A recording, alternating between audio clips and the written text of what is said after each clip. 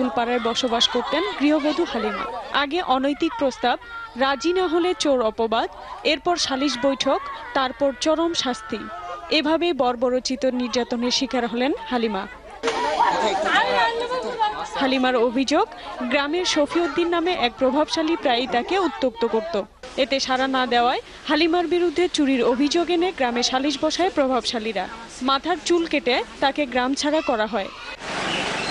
ঘটনার একদিন পর পাশের গ্রামে বাবার বাড়ি থেকে তাকে উদ্ধার করে হাসপাতালে ভর্তি করান মানবাধিকার কর্মীরা।